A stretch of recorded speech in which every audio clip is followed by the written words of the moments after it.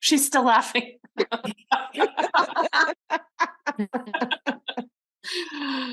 That's so funny.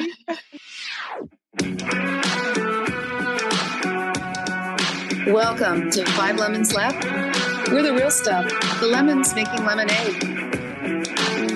So pucker up, because we're going to be discussing our life's lessons and the nitty-gritty details of our spiritual journeys.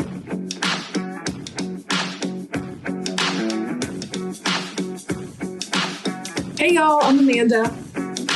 And I'm Drusilla. I'm Melissa. Hello, this is Morgan. And I'm Penny. Welcome to our podcast today. Hi, everyone. So we usually start these episodes out with laughter, but today we decided to do it a little bit differently since, sometimes it just feels like the world's spinning out of control. And with the wildfires in Southern California right now, it's hitting pretty close to home.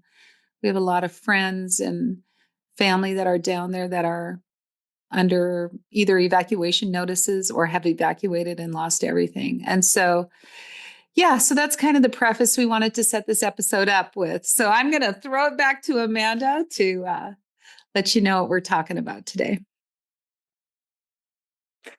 What if everything that you believe about life, about achievements, accumulation, control, what if it's all an illusion? What if chaos? What if the struggle isn't really real? What we're learning in A Course in Miracles is that it invites us to see beyond that noise, to see beyond what our eyes see, to reveal a deeper sense of clarity, connection, and purpose.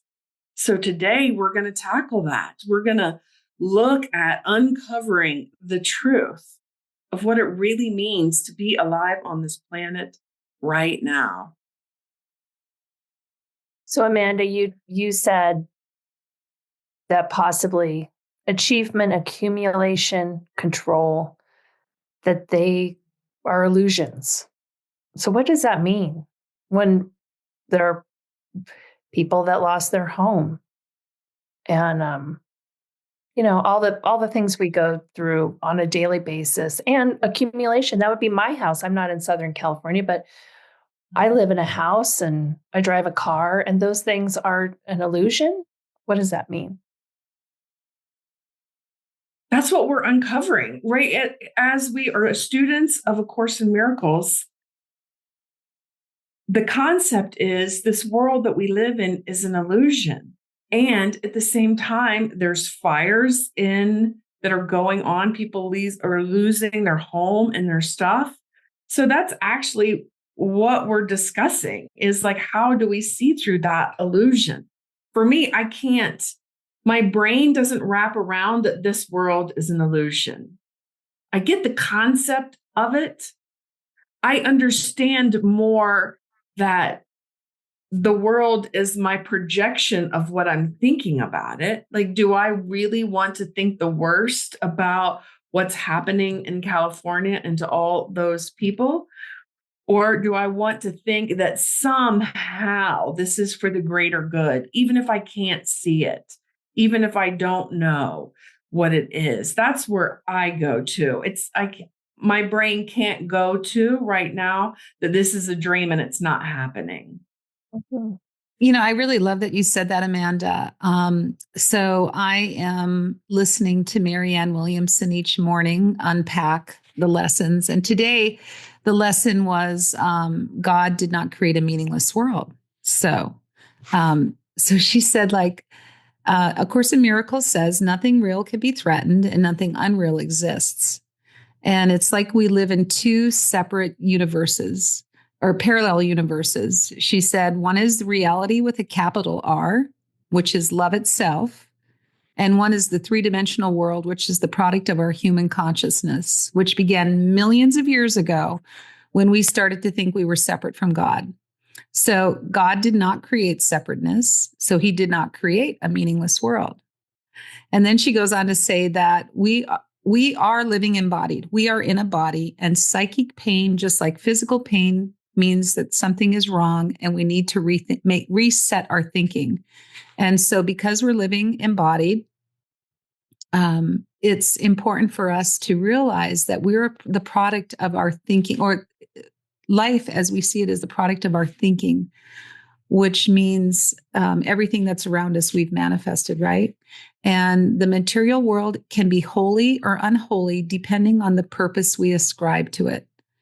So everything can be holy if it's based on love, and it can be unholy if it's based on fear. And so, yeah, so that's one thing that I really resonated with me as I was going through the lesson this morning, is that material stuff is not bad. It's not bad. And, we make meaning of everything. And I don't know if anybody else can jump in and help me here, but sometimes these lessons can get pretty deep.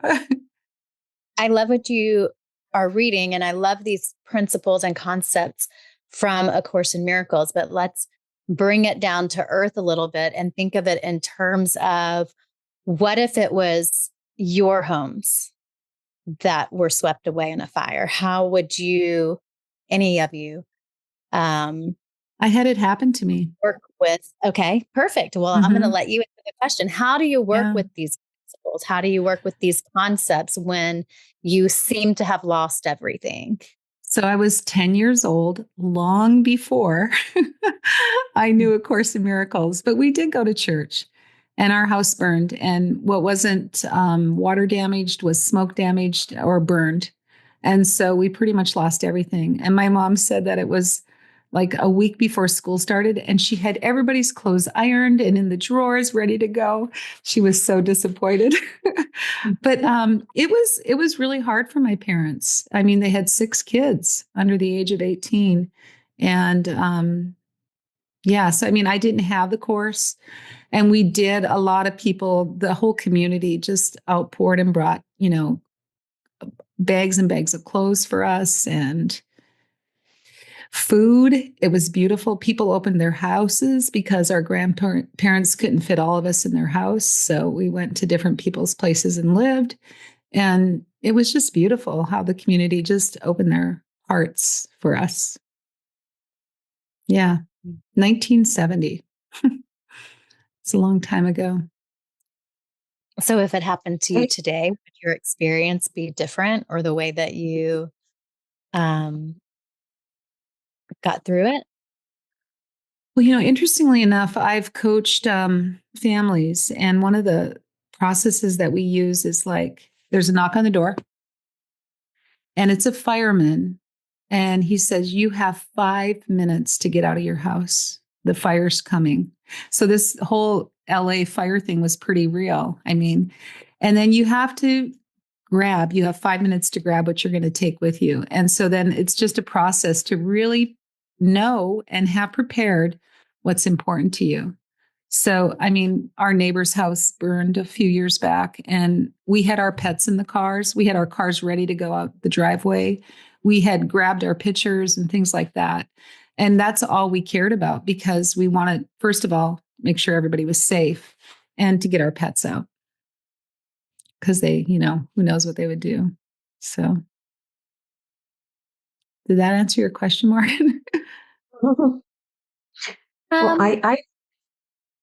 Go ahead, Drusilla. no, go ahead, Morgan. Well, I was just going to point out that I just felt that the story you told when it actually happened to you was much more beautiful than the story you just told. And it was a real fire in a real situation, and I think that's what I take from it. That when you were saying that it's not about material things, it's not bad. And Melissa was saying that, it's what we make out of it, right? If some person or some people felt more giving, more loving, and more compassionate because of your situation of losing everything, then that's the real meaning, right? It wasn't about the things that you lost. It was about the love that was generated around that situation. And I think, though, that is only one element of the illusion, right? The thought and the control that we think we have, which doesn't get to the original question was, how is it all truly an illusion? And that's another level of spirit being housed outside of the body, the other dimension of the dual, right? Um, and I do think that that takes another form of spiritual growth and development, is how I'll put it.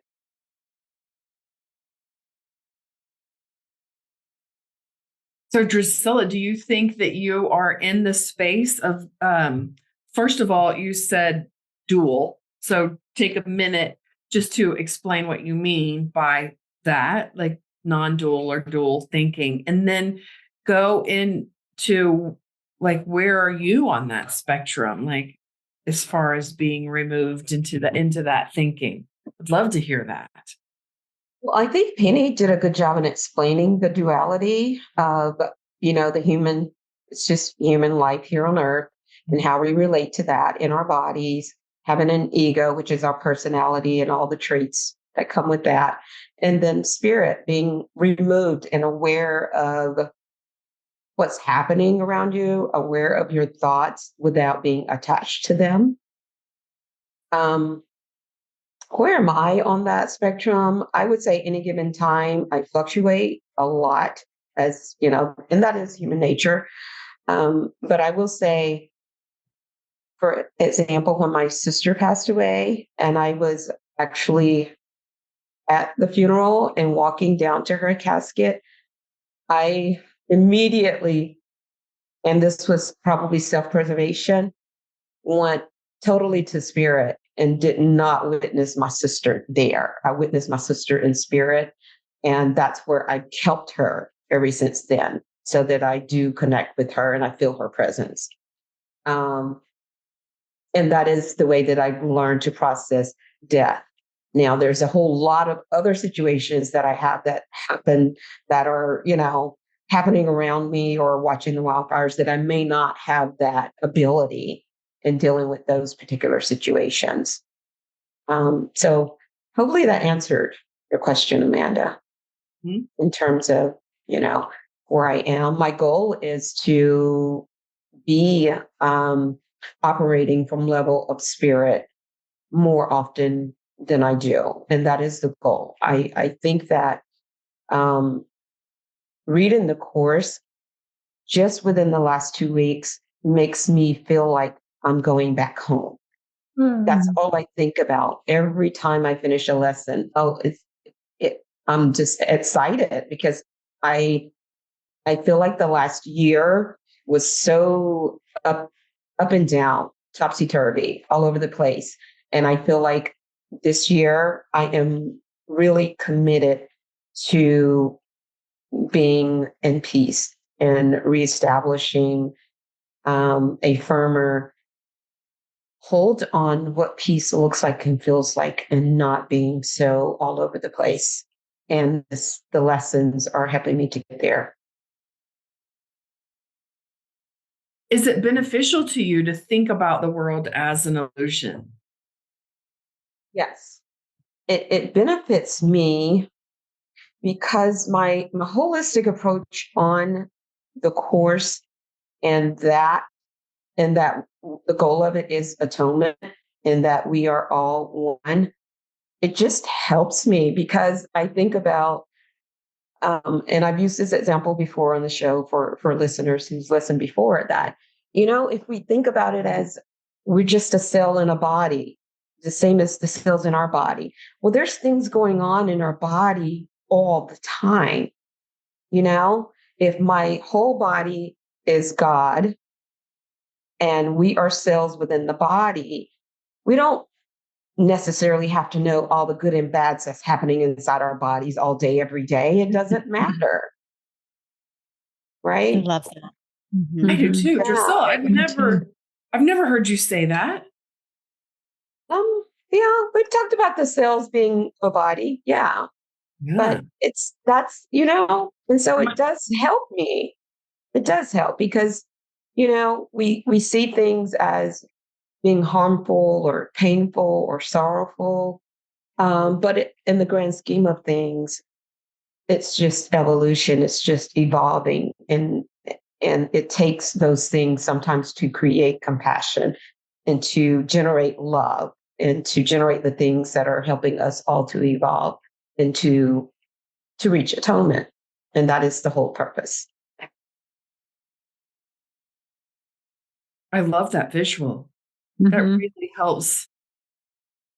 Yeah. So, yeah, it just is a great visual. Yeah, because it says in A Course in Miracles that God is not even aware of the goings on in this world, which is another kind of like, huh?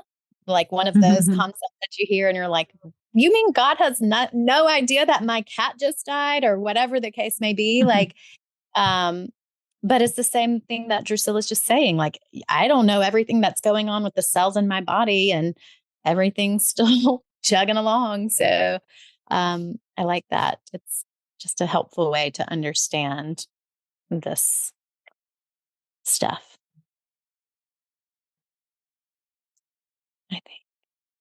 I also think that a first step towards kind of understanding this is just to ask yourself, what am I making important in my life? So, am I making my house and my car and my clothes and my whatever, is that important? Or is it the connection to people, the love? Like there's nothing, like essentially most all philosophies and religions are saying there's nothing more than love. And so maybe we will understand this one day, or we won't understand it, but one step closer could be, where are we putting our importance? What are we making important? And then to reconnect with the love that we have, because that we all have it and we all have it to give. And I think the illusion may just be like getting lost, forgetting that is really what we have. And I'd like to just bring it back around to what we mentioned at the beginning with the fires going on in California. Like, how do we make this tangible and helpful for someone who is going through crisis? That's what I was trying to drill into earlier. Like it's all beautiful sounding, flowery and beautiful and wonderful. And, but how does that impact this illusory world that we seem to be experiencing when the shit hits the fan and our house goes up in smoke? I don't know. I think the first thing is just to be grateful. I think I've heard many of the people that have lost everything down in Los Angeles, and I think back to our family too. I think the main thing that everybody focuses on first is that we're all safe and we're all okay. And then I think everybody just needs to go through their emotions. I mean, I know it took us, I think our fire was in August and, winter comes in North Dakota. So we had to have a house before the winter set in. And that became a big deal. Like we had to sort through everything. So I think just feeling your emotions and then starting, get into action. I mean, the governor of California has already talked about his plan for rebuilding and getting things cleaned up. So I think you have to go through your emotions though, and you have to feel it, because if you stuff it down, we know that causes disease. And I think everybody just needs a little bit of grace and love and compassion, so they have the space to feel whatever it is they're feeling. I'm thinking about I don't have a personal example because my house has never burned down, but the most recent upset, kind of big upset that I had was we were trying to sell our vehicle in Costa Rica, and the sale fell through because turns out it needs a new motor and transmission. And we're now here in the United States. We can't deal with all of that. So this big chunk of money that we were kind of counting on financially, all of a sudden, poof, wasn't there, wasn't available. And it was a great source of stress for me in the moment when that, became evident, like, oh, we're not going to have that money after all. And, we're going to have to figure something else out. And it felt super intense and scary. And the way that I processed through it using my tools was to tell my people, like my Abundance Book Club and you all, and ask for prayer support, to say, like, I'm frustrated, I'm scared, I'm feeling panicky. This is how I'm feeling. And I could really use your prayer support. And that practice alone helped me to shift it.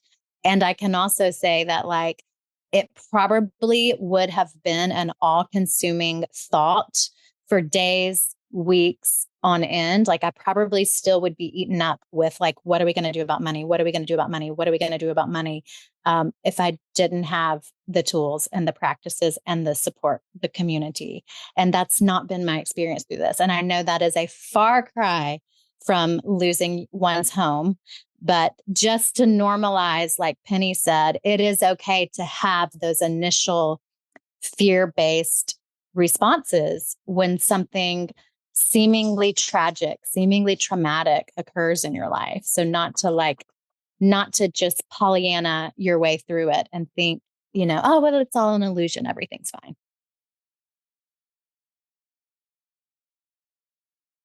Yeah.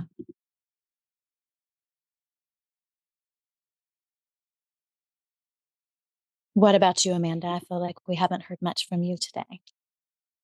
Do you have anything you'd like to add?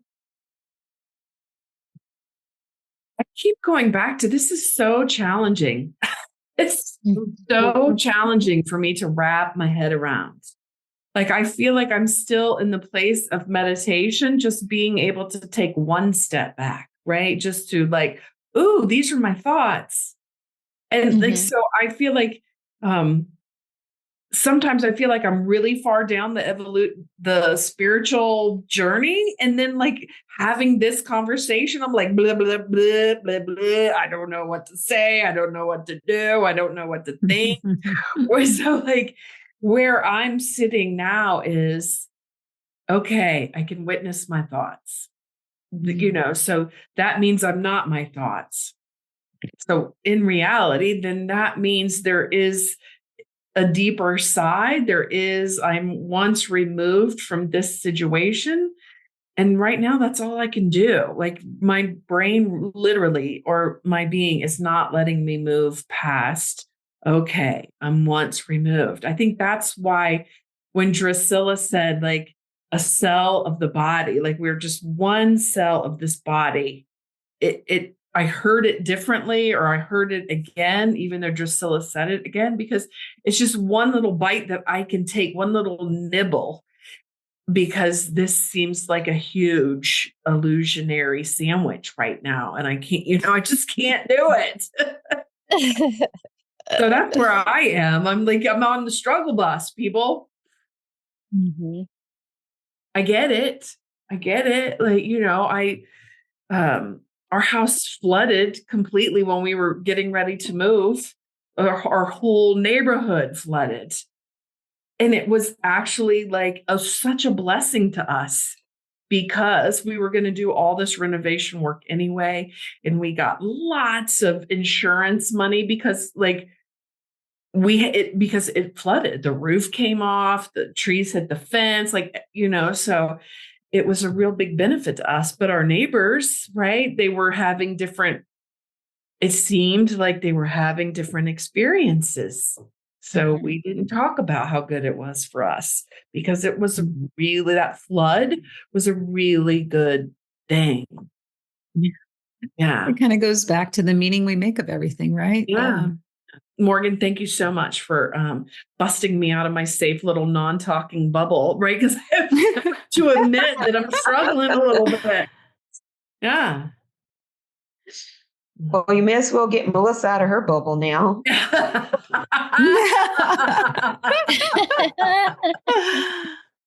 Yes, Melissa, where are you sitting on all of this? Because one thing that I do take is that if I'm sitting here struggling, that means that some beautiful people out there are going, finally, someone I can relate to. Mm-hmm. Yeah. Yeah. They're great. Mm-hmm. All right, Melissa. I really don't have much other than I guess what my answer is almost every show, like being present and accepting what is. You don't have to like it, but accepting it is a huge step. Mm-hmm. Just accept That's that it happened. You're like the silent Bob. Like you don't say much, but you just drop these like big one. You don't have to like it. You don't. I mean, these are the things I work with every single day in my own life. Not on that scale, but I have to remind myself every day that life is not happening to me. I'm not a victim, even though some days it really feels like it. And I can get out of that victim mode by accepting and just staying really present, because I will bring fear wherever I go. Mm-hmm. So if I can see that's how I do it usually, then I think I've been working on getting through things differently without the fear. And that helps with. That's huge. Yeah. That's huge. It's I feel like you amazing, gave us Melissa. some little tools for our spiritual preparedness plan for, Yeah. whatever next disaster seems to strike near us. Yeah, being present, accepting what is. And I love that you said you don't have to like it. You just have to accept it. Yeah. And And life's it not doesn't, yeah. And it doesn't mean that Melissa is not going to get the fire hose out, right? Right. That's not what we're talking about. And it doesn't mean I won't get pissed and I won't feel desperate and I won't be angry that it happened. Like Yeah. Penny said, but you feel your emotions through it. And then, yeah. Yeah.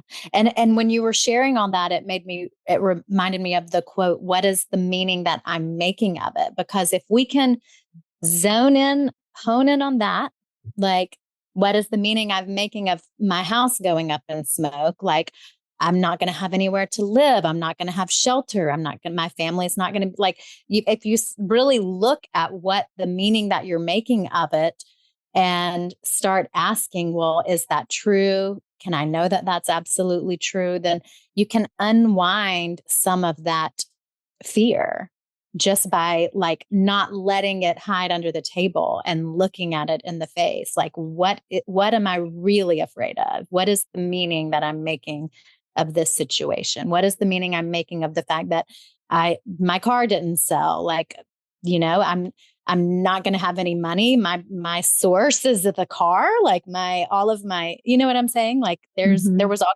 meanings that I had tied up in that I wasn't even aware of. And that's a question. I would say that really does go to like, that's our challenge. That's like to challenge our perceptions. What you just said, Morgan, that's what it truly means to live, right? To uncover the truth with the capital T. Yes. Mm-hmm. And the Course tells us that there's only one truth, that we are all one and we are all love. Everything else we've made up. See, and that feels comfortable. Even if I don't understand right now the concept of an illusion, I understand what you just said, right? Mm-hmm. Yeah. Wow. This was a lot. Well, do we have any more tools or practices that we can use? Well, I've said this before. In Zen Buddhism, there's the two arrows. The first arrow is the original pain, the original hurt. And the second arrow is the suffering you continue to reap upon yourself. Yes. So what we're all talking here about, like, this is painful stuff, like being in a situation, cancer, losing your sister, wildfires, losing your house. It's all painful. But to not send the second arrow out of all the things, Morgan, you were just saying, what if I don't get my house back? What if I eat this? What if I that? So just reducing your suffering, like, be easy to take care of yourself without adding that pain to what you're going through. I hope that makes sense. Absolutely. Totally. Yes, it does. Really, I like it. really beautiful.